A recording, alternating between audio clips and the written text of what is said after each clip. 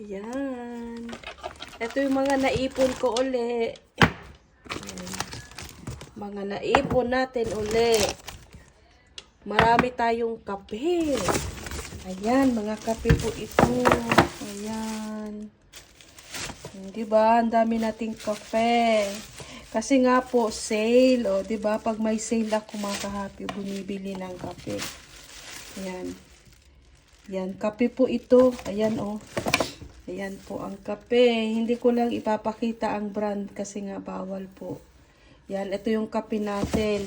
Ito, kape pa rin ito. Ayan, puro mga kape. Ito, kape rin ito, kape.